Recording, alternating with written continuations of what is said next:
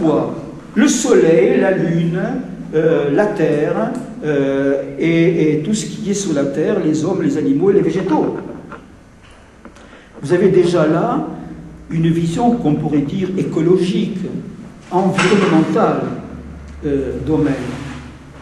Autrement dit, la vie humaine, puisqu'il faut toujours, j'en revienne au thème de la vie humaine n'est pas séparable déjà là de la vie divine et de la vie de tout ce qui est à l'intérieur de ce cosmos, qui est limité.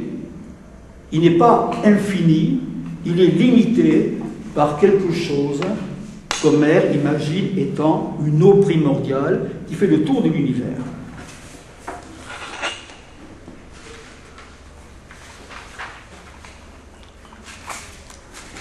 Pour ce qui est de la Terre elle-même et de la région de la Terre où vivent les hommes d'Homère et Homère lui-même, il faut préciser que ce n'est pas n'importe quelle région du monde, c'est la Méditerranée. Et l'œuvre d'Homère est très marquée par le paysage méditerranéen, qui est d'abord un paysage où la mer est partout. La guerre de Troie se passe au bord de la mer par laquelle sont arrivés des bateaux pour essayer de s'emparer de la ville de Troie. Les aventures d'Ulysse, qui font l'objet de l'Odyssée, se passent entièrement dans la Méditerranée, vous le savez, et il apparaît clairement que Homère connaît bien la Méditerranée, directement ou indirectement, peut-être pas les Phéniciens, il connaît la Méditerranée, non seulement des îles, les grandes îles comme la Crète, il connaît l'Égypte, il parle de l'Égypte avec précision, il parle du Nil, et il parle même du détroit de Gibraltar. Donc, c'est la mer, et c'est aussi le soleil. La mer et le soleil.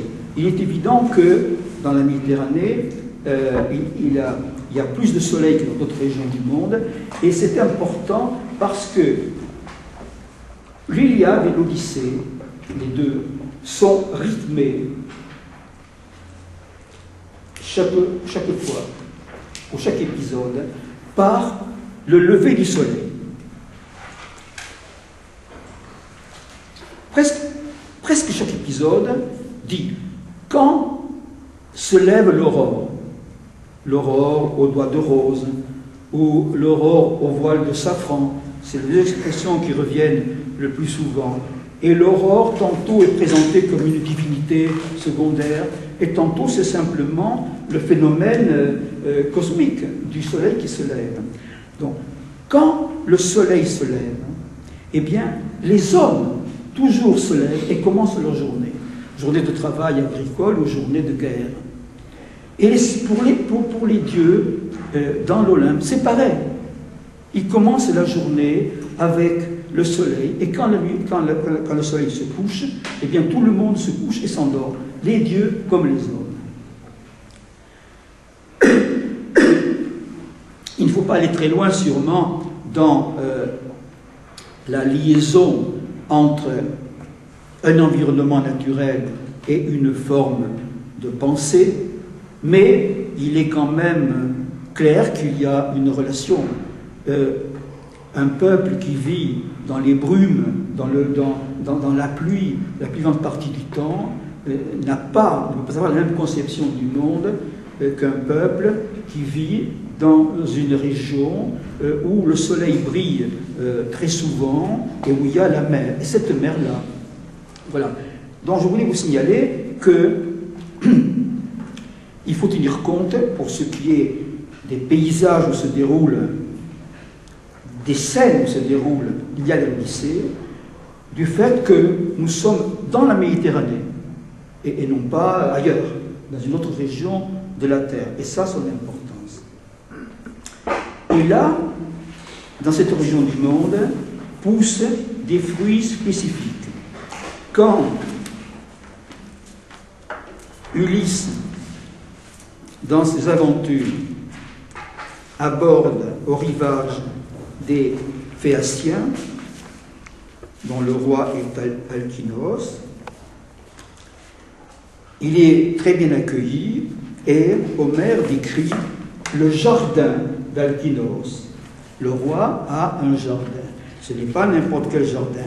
C'est chant 7 de l'Odyssée. Il y a ce grand jardin qui est enclos d'une enceinte, d'un mur. C'est d'abord un verger dont les hautes ramures, poiriers et grenadiers et pommiers aux fruits d'or et puissants oliviers et figuiers domestiques portent sans se lasser ni s'arrêter leurs fruits. Là, vous avez des fruits typiquement méditerranéens, en particulier la grenade, l'olive et la figue. Et plus loin, on nous dit qu'il y a un carré de vigne et encore un potager. La vigne aussi, le vin, c'est typique de la Méditerranée. Ailleurs, on boit de la bière ou on boit d'autres boissons. Mais le vin, comme le blé, là le blé n'est pas signalé, mais rappelez-vous, dans le bouclier d'Achille, on voit des paysans labourer la terre, semer, et ensuite ils font la moisson. Ça, c'est le blé. Homère appelle souvent la terre, les hommes qui vivent sur la terre, que ce sont des hommes qui mangent du blé, les hommes mangeurs de blé. Et ils boivent aussi beaucoup de vin.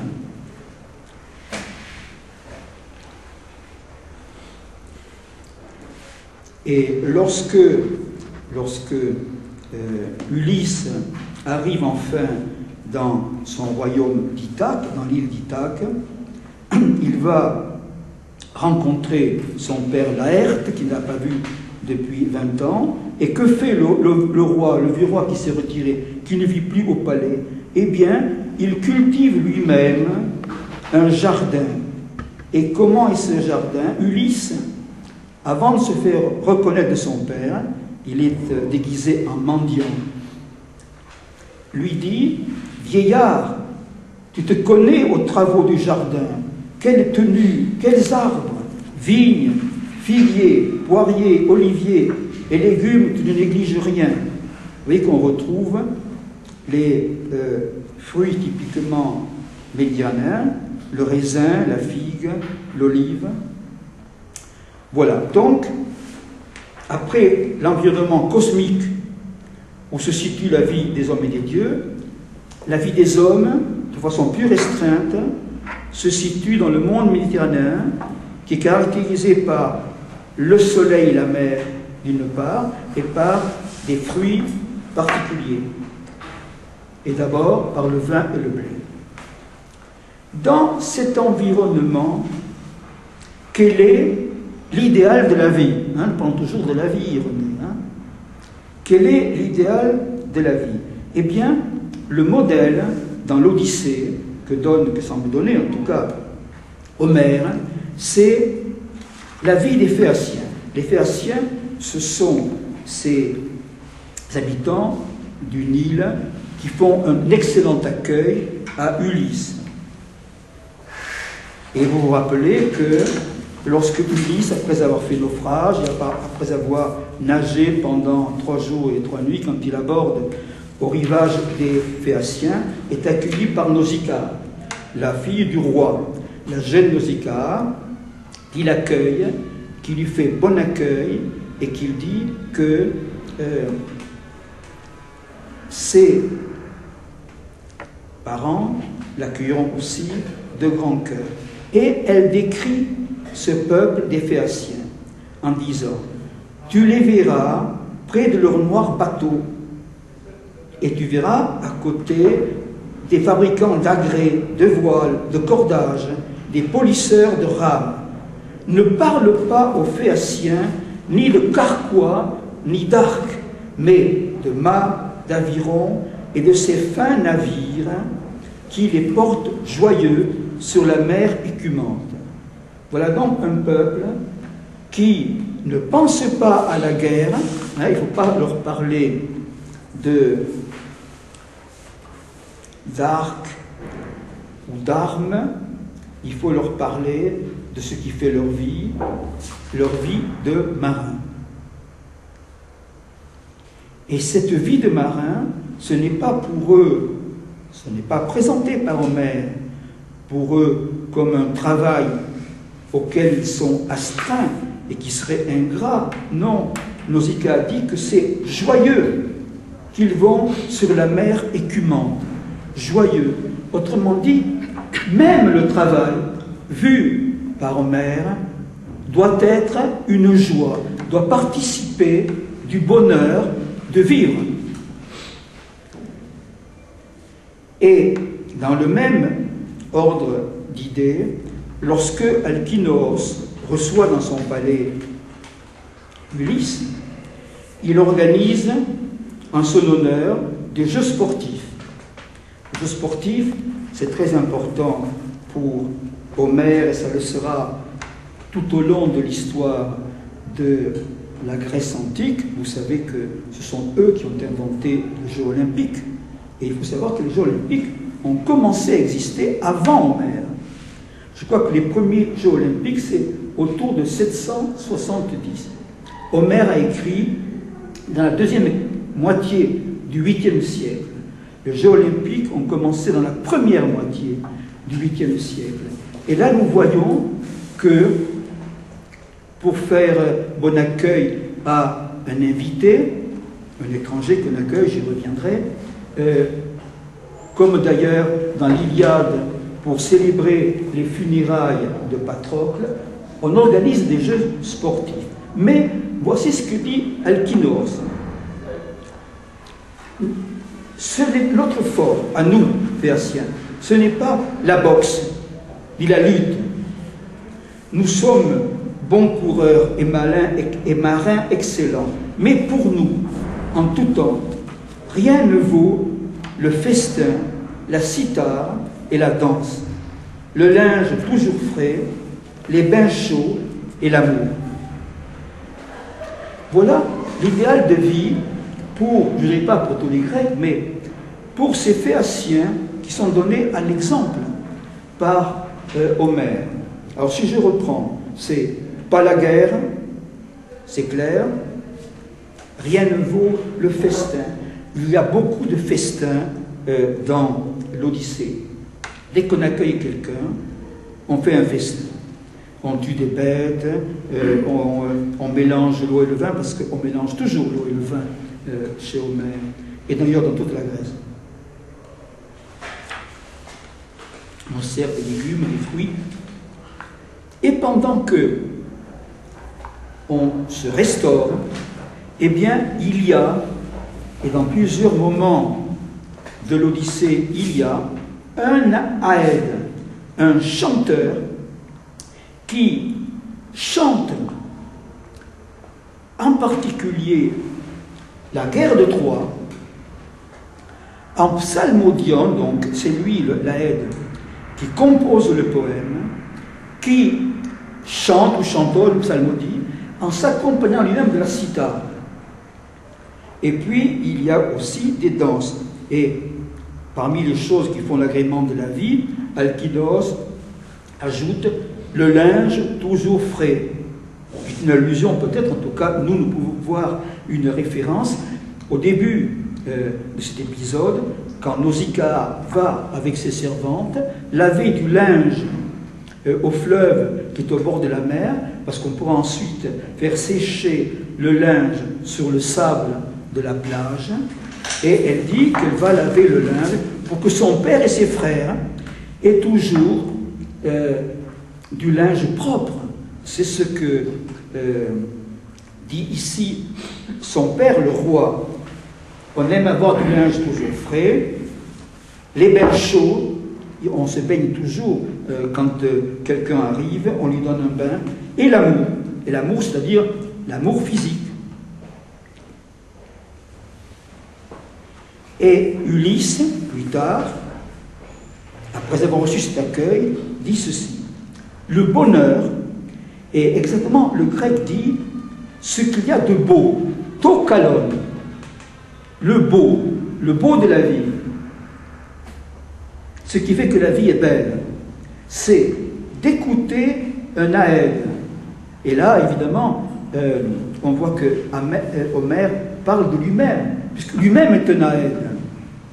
Un chanteur, disons, hein, un compositeur et chanteur d'épopée. Donc, ce qu'il y a de beau dans la vie, c'est d'écouter un aède. Et il ajoute, le plus cher de mes cœurs, le plus cher de mes vœux, est de voir la joie de tout un peuple quand il écoute un aède, tout en mangeant en abondance du pain, des viandes, et en buvant du vin. Voilà ce qui me semble kalliston, le plus beau. Hein, le mot superlatif pour dire ce qui est beau, le plus beau, la plus belle des vies, c'est ça. C'est cette vie où l'on peut manger en abondance, et là, évidemment, c'est une allusion à ceux qui n'ont pas cette chance et qui sont privés de nourriture et qui viennent mendier. J'en parlerai tout à l'heure. C'est une chance si on peut manger à sa faim, en abondance, et boire. Mais on ne se contente pas de manger et de boire. En même temps, on aime écouter des chants qui sont accompagnés de musique.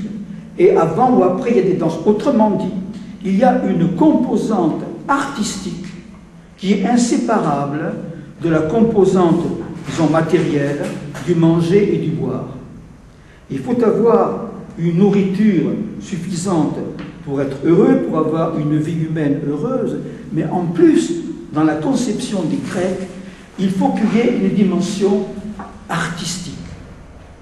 La littérature, la musique, la danse sont inséparables de cette vie idéale telle que la pratiquent les Phéaciens et telle que la prouve Ulysse quand il est reçu par eux.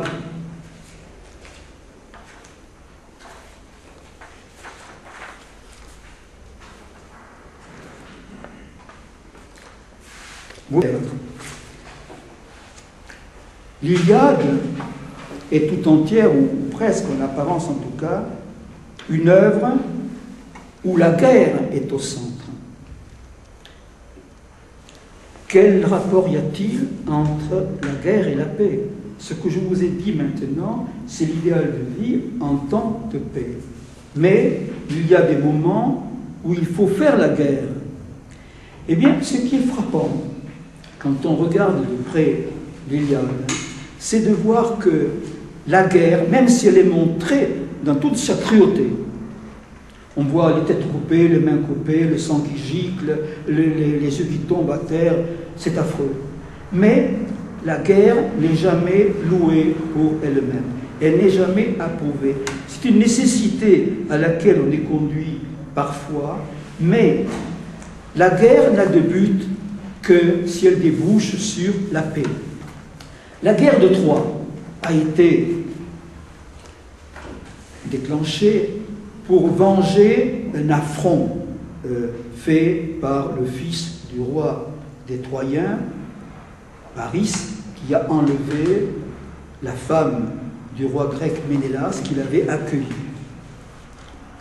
Autrement dit, c'est une guerre pour des raisons, disons, idéologiques, et non pas matérialistes. C'est une guerre qui n'est pas une guerre de conquête. Une fois que les Grecs se sont emparés de la ville de Troie, ils sont repartis, avec du butin certes, mais bon, ils n'ont pas établi là une colonie ou un territoire qui serait sous leur domination.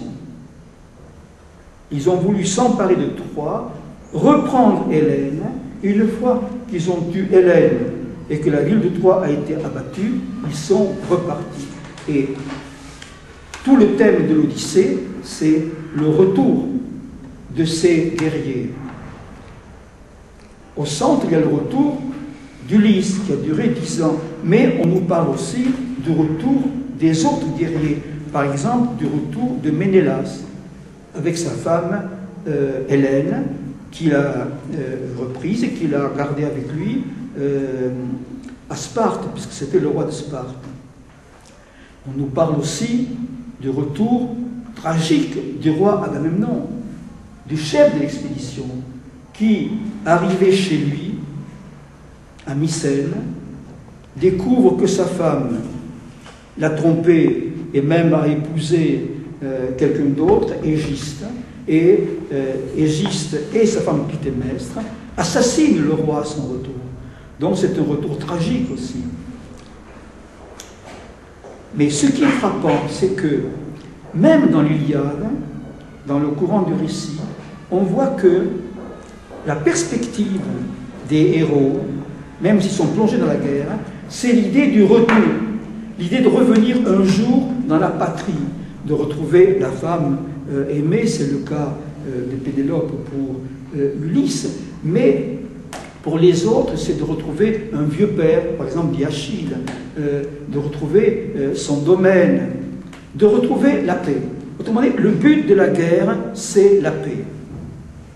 La guerre n'a pas une valeur en elle-même. Et lorsqu'on regarde de près comment est construit l'Iliade, on se rend compte que souvent, mais vraiment très très souvent, au milieu de la guerre, tout à coup vous avez des comparaisons. Ça, les comparaisons d'Homère sont souvent extraordinaires, géniales. Mais qu'est-ce que c'est ces comparaisons? C'est tout à coup, au milieu du récit d'un combat, on a une échappée vers ce qui n'est plus le champ de bataille. Il y a une échappée vers une scène de la vie agricole, ou une scène de l'élevage, une scène de la chasse, une scène qui se passe dans une cité. Autrement dit, il y a toujours des aperçus qui permettent d'échapper par le biais des comparaisons à la guerre, au récit de la guerre, pour montrer qu'ailleurs, il y a une autre vie, une vie pacifique, et que c'est cette vie-là qu'il faudra retrouver après la guerre. Donc, la paix est supérieure à la guerre.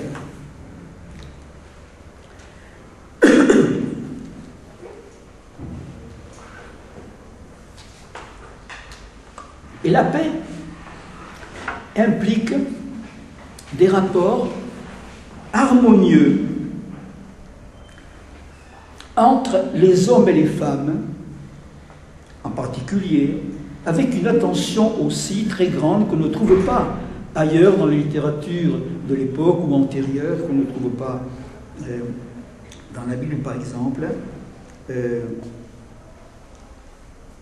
Et là, l'exemple d'un couple, de l'amour conjugal, monogame dans un couple, c'est celui d'Ulysse et de Pénélope, bien sûr, mais je préfère vous rappeler l'amour d'Hector, le fils du roi Priam de Troie, et de sa femme Andromaque. Et là, ça vaut la peine, je pense, de vous donner quelques extraits, au moins, de la scène où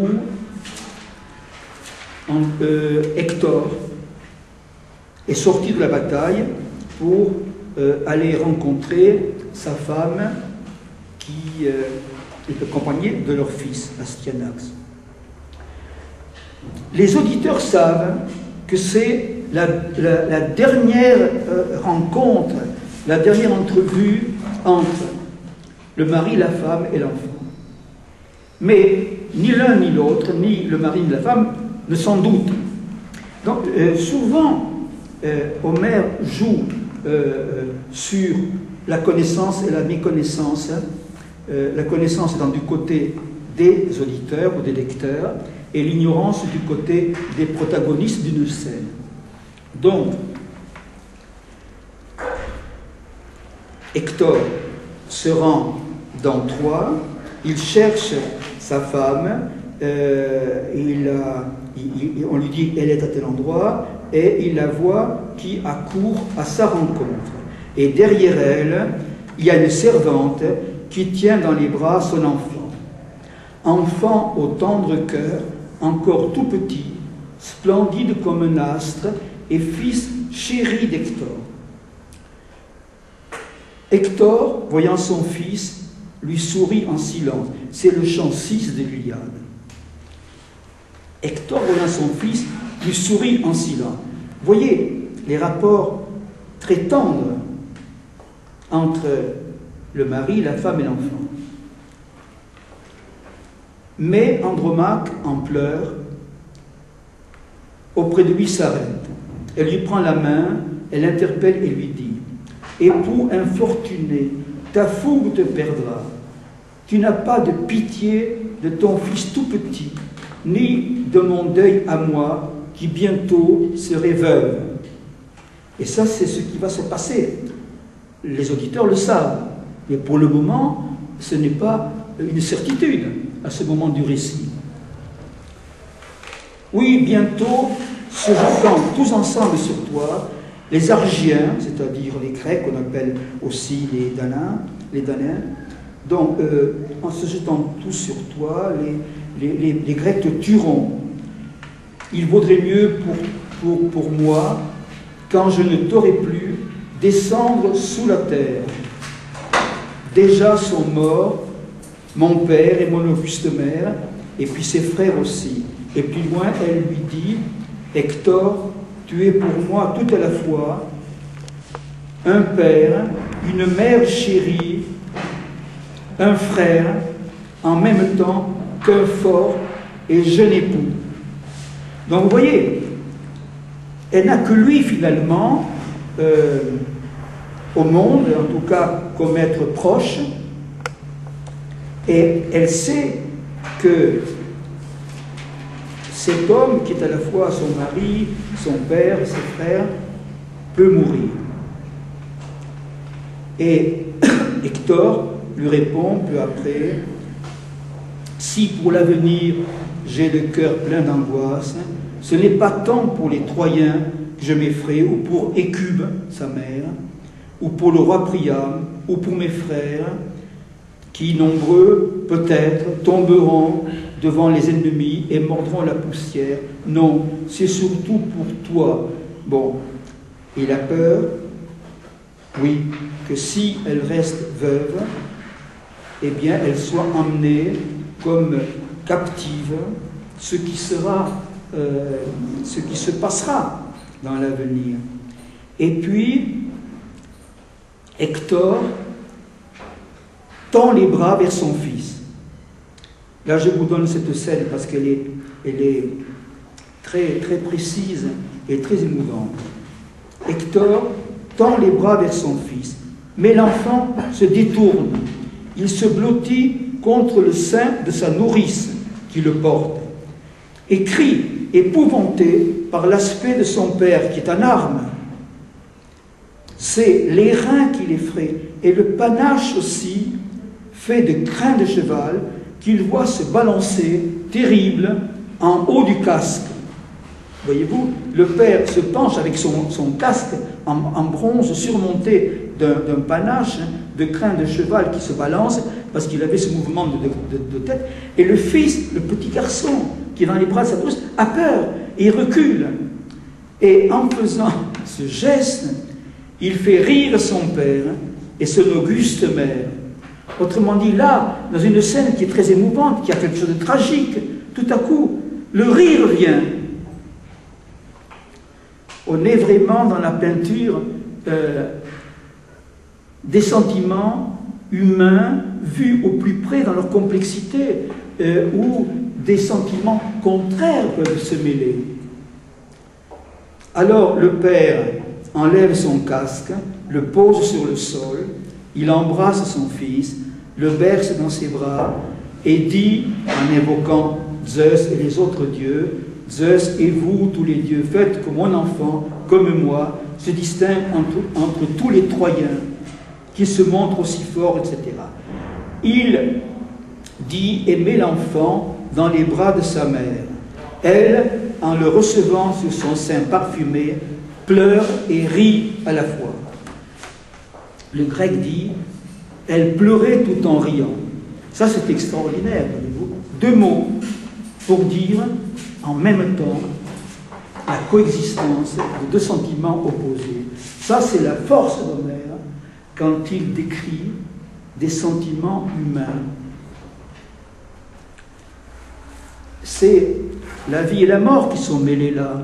Hein? Les lecteurs savent qu'ils ne se verront plus, qu'Hector va mourir, qu'il sera tué par Achille. Ils savent qu'Andromaque sera emmené comme captive.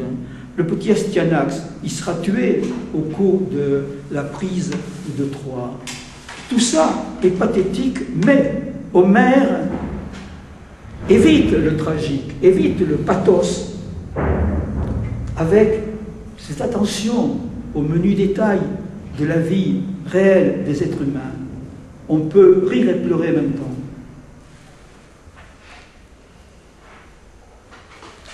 Je pourrais vous citer aussi, après des exemples de relations harmonieuses, tendres entre mari et femme, des relations entre un homme et une jeune fille, et je pense évidemment aux scènes entre Ulysse et Nausicaa. Ce sont aussi parmi les plus belles scènes de l'Odyssée. Vous vous rappelez, Ulysse, naufragé, aborde à l'île des Phéaciens, il ne sait pas où il est, il passe la nuit dans une broussaille, exactement entre les branches d'un olivier. Et pendant ce temps, le matin arrive là où il y a un fleuve, je vous le dis tout à l'heure, arrive Nausicaa, la fille du roi, qui vient avec des servantes laver le linge. Et puis, Ulysse se réveille et il s'avance vers les filles, il est nu, il est plein de saumure, il a coupé une branche d'olivier pour mettre devant son sexe, et quand on voit cette espèce de monstre qui sort, toutes les filles disparaissent, elles poussent des cris, elles s'en vont, mais la fille du roi, Nausicaa, reste là.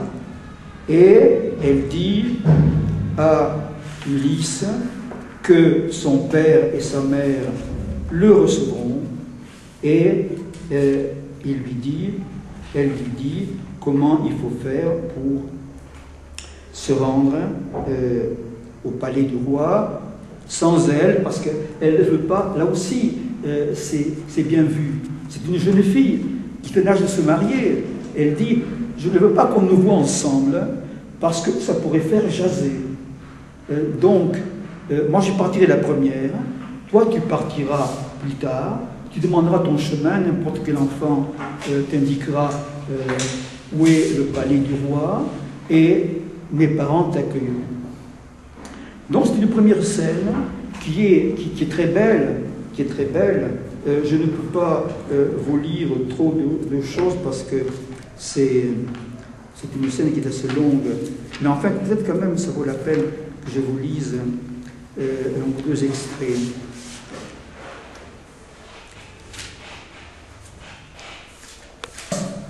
De l'Odyssée. Ulysse s'adresse à Nausicaa. Et on sait que Ulysse est ingénieux. On sait que c'est un habile faiseur de mensonges. Et que va-t-il dire, cette jeune fille? Il ne sait pas du tout, bien sûr, que c'est la fille du roi. Alors, il lui dit, d'abord il réfléchit pour savoir ce qu'il va faire. Est-ce qu'il va prendre ses genoux, comme on fait quand on est un suppliant? Mais il dit, non, ça, je ne vais pas le faire parce que ça risque de la choquer. Donc, il vaut mieux que je me tienne à l'écart. Et l'habile homme, donc, reste à l'écart et il dit, je suis à tes genoux, ô reine. Il dit, je suis à tes genoux, mais il ne le fait pas. Hein? Symboliquement, il dit « Je suis à tes genoux, ô reine ». Tout de suite, il emploie un mot laudatif, alors qu'il ne sait pas du tout quelle est la fille du roi. Que tu sois ou déesse ou mortelle. Alors, bon, je vais un peu plus loin.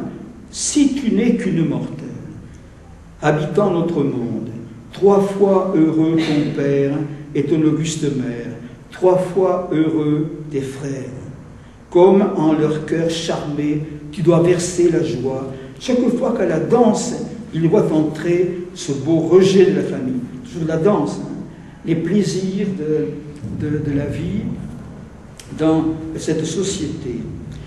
Et jusqu'au fond de l'âme, et plus que tous les autres, hein, bienheureux le mortel dont les présents vainqueurs t'emmèneront chez lui. Autrement dit, heureux celui qui sera ton mari. Il se rend bien compte, c'est une jeune fille.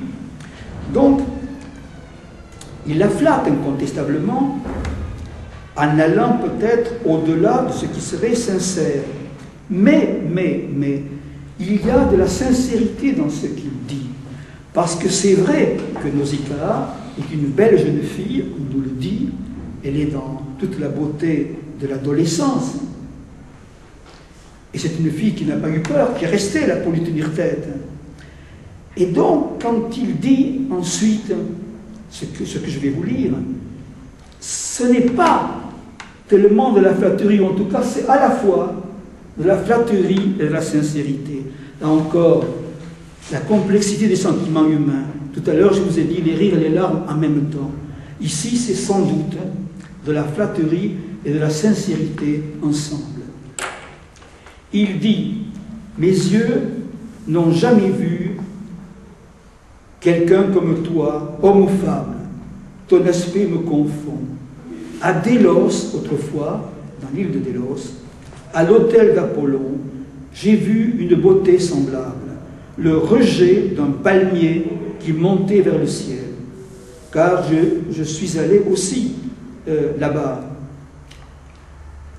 Et sur cette route, beaucoup d'angoisse m'attendait.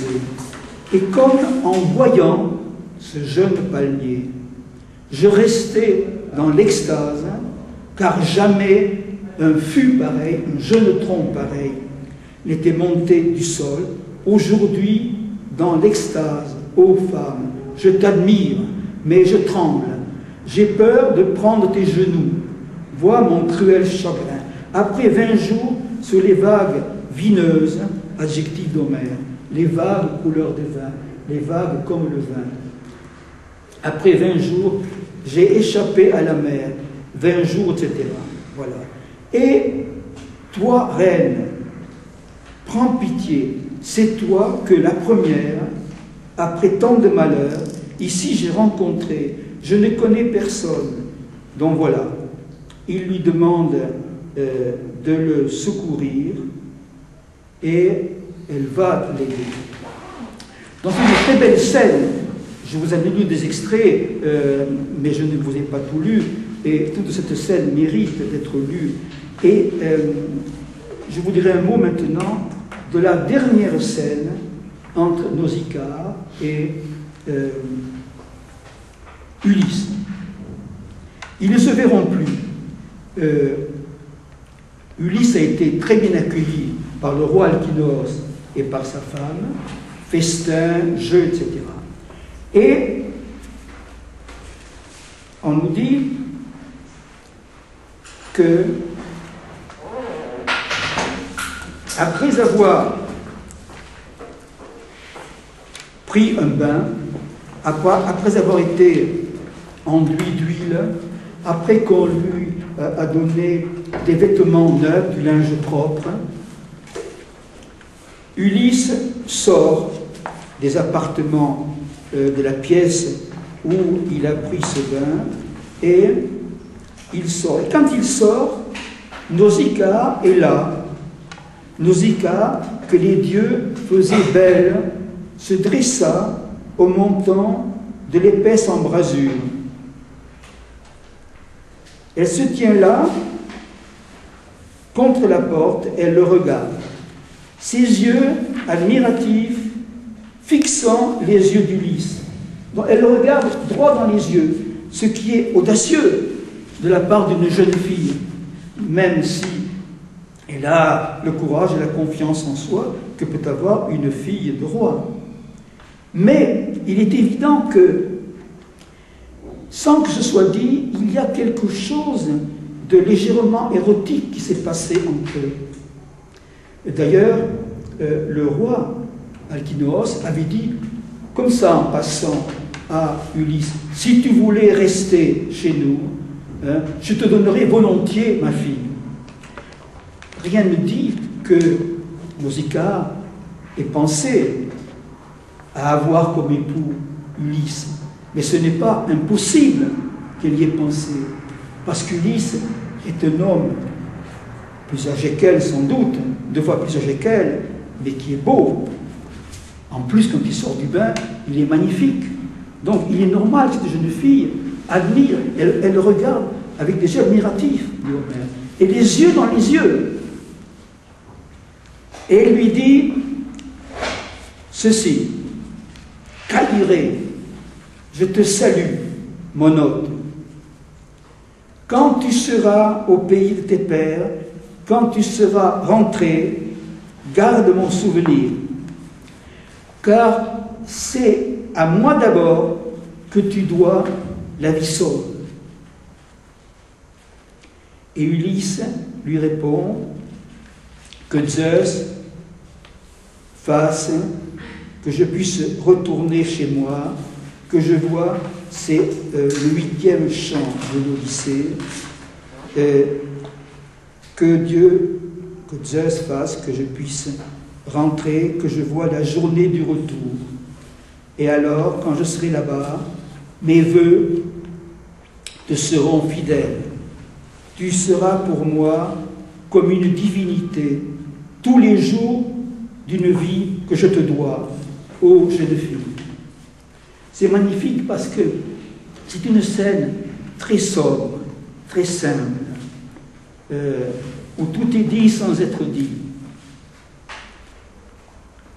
Et après avoir dit ces mots, Ulysse rejoint la salle du festin où il y a les hommes, les femmes n'assistent pas au festin, il ne reverra plus Nausicaa. C'est comme une idylle qui aurait pu avoir lieu, qui n'a pas lieu, mais vous voyez que Homère attache une grande importance aux relations humaines entre hommes et femmes, que ce soit entre époux et épouse, ou entre un homme marié et qui veut rester fidèle à sa femme, et une jeune fille qui, elle, est en âge de se marier. Voilà 2 exemples que je voulais vous donner pour les rapports entre les 2 sexes. Cette proximité des hommes et des femmes, on la retrouve aussi entre les hommes et les animaux. Entre les hommes et les animaux, il n'y a pas, comme dans la Bible, une différence de statut. Dans la Bible, les hommes ont été créés à l'image de Dieu, mais pas les animaux. Et les animaux ont été créés pour être au service de l'homme. Chez Homère, au contraire, les animaux font partie des êtres vivants, comme les êtres humains. Et je vais vous donner 2 exemples frappants qui montrent, c'est toujours de la vie que je parle, hein, la vie des hommes avec les animaux.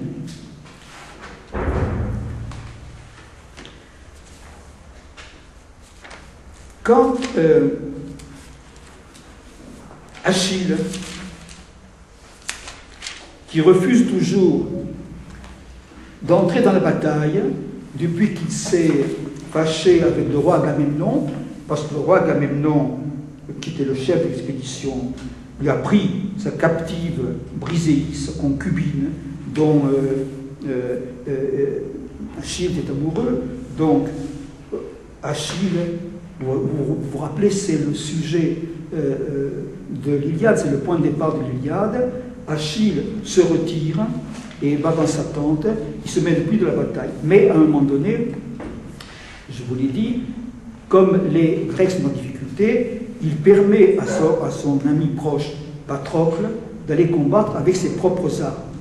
Et Patrocle est tué, alors qu'il avait non seulement les armes d'Achille, mais son char et ses chevaux.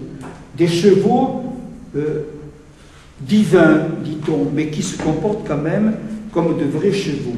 Et là, il y a une scène que je trouve, pour ma part, très émouvante. Patrocle est mort, donc il a été tué par Hector. Et les chevaux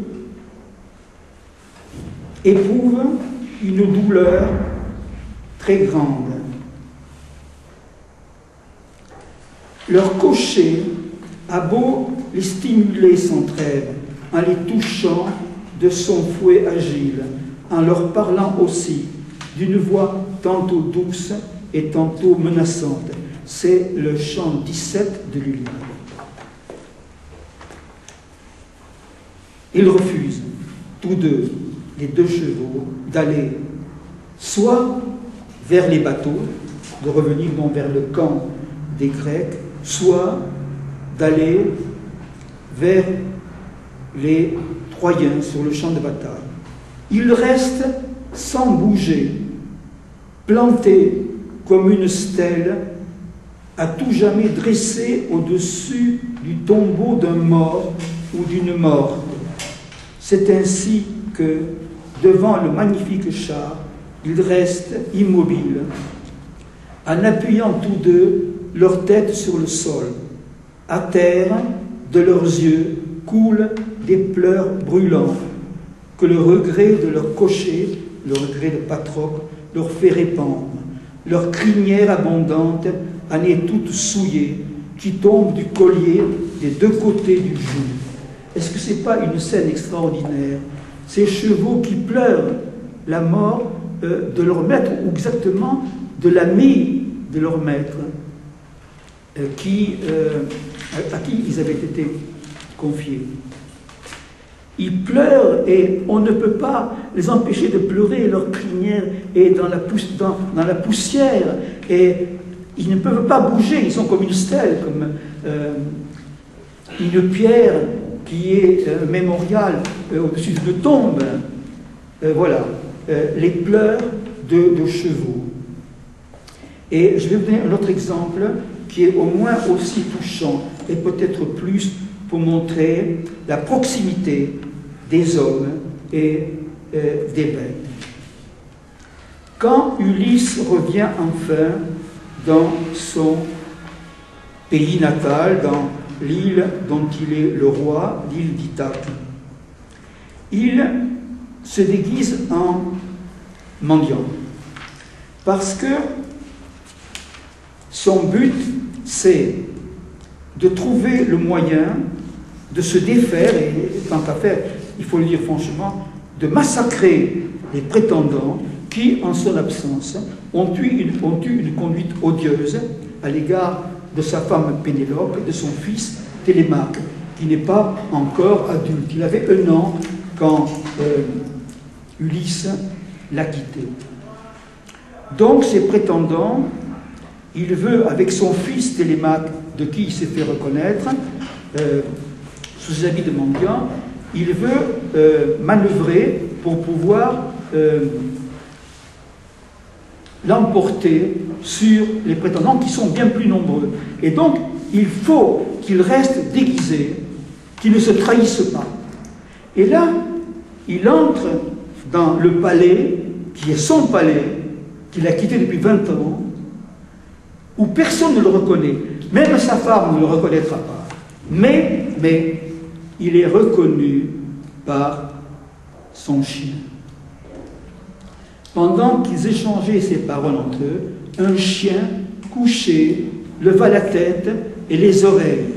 C'était Argos, le chien que le voyant Ulysse achevait d'élever quand il fallut partir vers la sainte Ilion sans en avoir joui, c'est-à-dire sans l'avoir utilisé comme chien de chasse. Il avait à peine élevé, il a dû partir. Donc ce chien avait 1 an. 20 ans après, il a 21 ans. C'est très vieux pour un chien. Donc il est là, ce chien.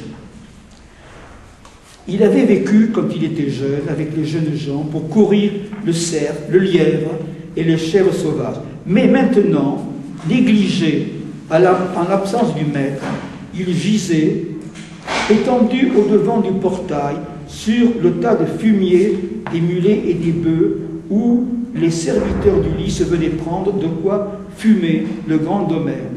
C'est là qu'Argos était couché, couvert de poux. Il reconnut Ulysse en l'homme qui venait, et remuant la queue, coucha les deux oreilles. La force lui manqua pour s'approcher du maître. Ulysse l'avait vu, il détourna la tête en essuyant un pleur. Il ne peut pas se faire reconnaître du chien, parce que ce serait se dévoiler lui-même. Donc, malgré la volonté qu'il a, le désir qu'il a de courir vers son chien, de le prendre dans les bras, quand il voit que le chien le reconnaît, il détourne la tête, les larmes aux yeux. Et alors, Eumée, son serviteur qui l'accompagne, lui dit « C'est le chien de ce maître. Si tu pouvais le voir encore actif et beau, tel qu'Ulysse en partant pour toi nous le laissa. Tu vanterais bientôt sa vitesse et sa force. Mais bon, mais le voilà perclus. Son maître a disparu, loin du pays natal. Les femmes n'ont plus de soin de lui, on le néglige. » Voilà. Et ensuite, Ulysse, qui s'est détourné donc de son chien, entre dans la salle, la grande salle, où va avoir lieu un festin. Et il s'en va retrouver la salle où sont les prétendants, mais Argos n'était plus. Les ombres de la mort avaient couvert ses yeux, qui venaient de revoir Ulysse après 20 ans. C'est une des scènes les plus pathétiques, à mon sens, d'Homère et peut-être de toute la littérature grecque, n'est-ce pas, René? Ce chien qui reconnaît son maître après 20 ans et qui meurt d'émotion sans que son maître puisse lui montrer son affection. Là aussi, il y a le mélange des sentiments contrariés par l'obligation de se comporter de telle ou telle façon. Voilà. C'est, après les chevaux d'Achille qui pleurent, une deuxième scène que je voulais vous signaler pour vous montrer la proximité de la vie des hommes et de la vie des bêtes. Il n'y a pas de séparation entre les deux chez Homère.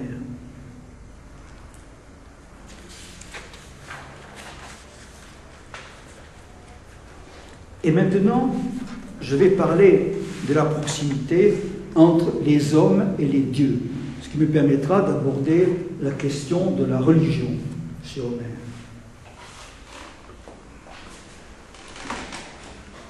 On le voit dans les scènes de l'Iliade comme dans les scènes de l'Odyssée, les dieux se mêlent souvent de la vie des hommes.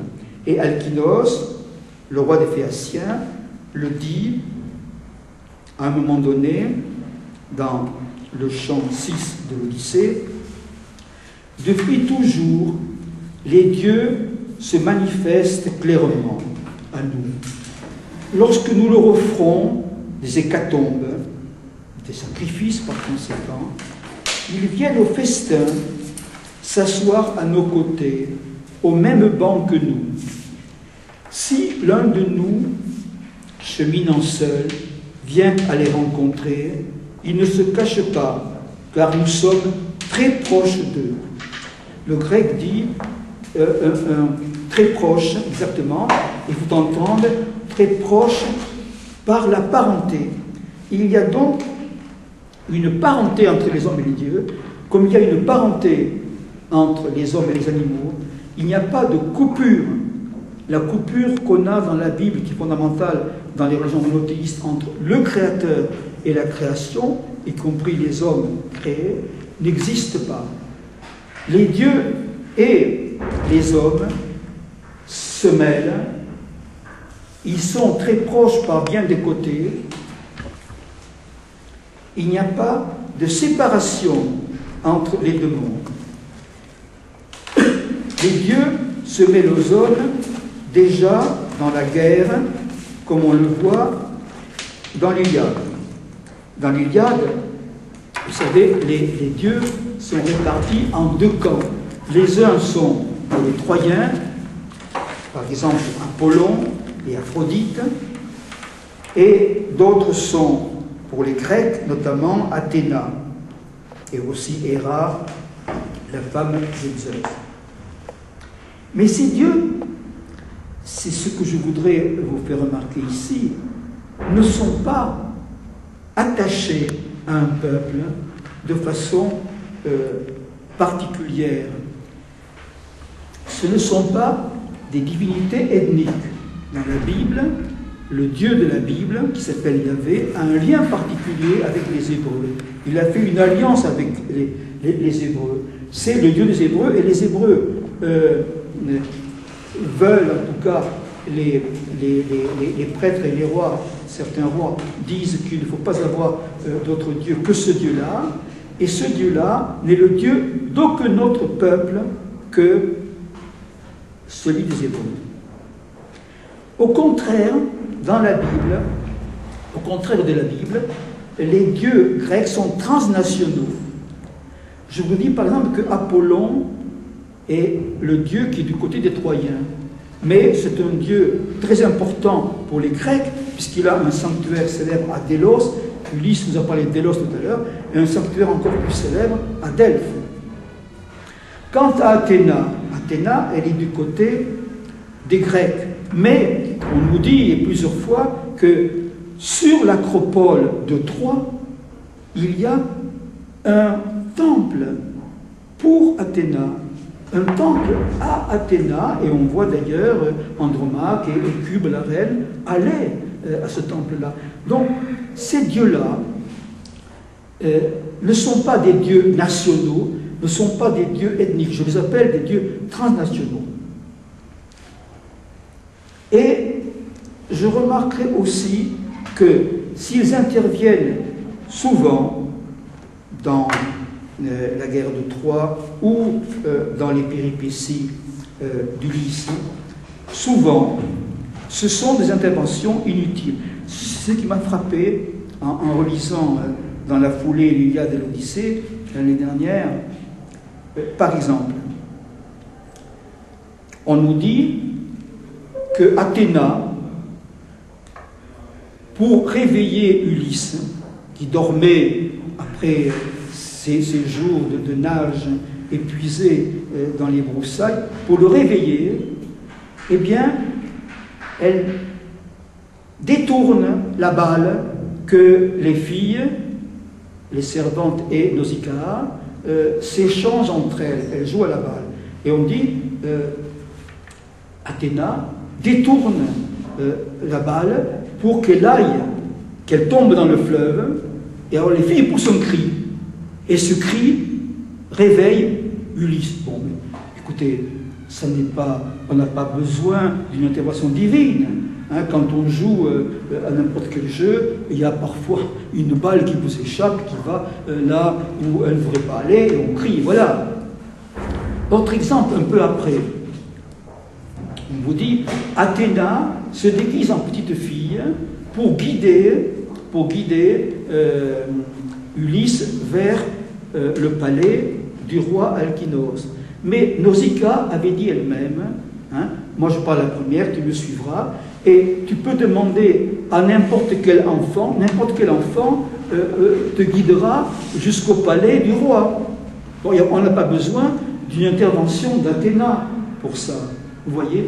Alors, la conclusion à laquelle je suis arrivé, c'est que s'il y a tant d'interventions divines dans l'Iliade et dans l'Odyssée, c'est parce que ça fait partie de ce qu'aimaient entendre les auditeurs. Les auditeurs de ces épopées, comme les auditeurs des contes d'enfants, aiment le merveilleux. Ils aiment que dans le naturel intervienne le surnaturel, qu'il y ait des fées, des sorcières, et là, des divinités qui interviennent dans la vie des hommes. Mais en réalité, je vous ai cité deux exemples, mais j'en ai relevé des dizaines. dans la plupart des cas,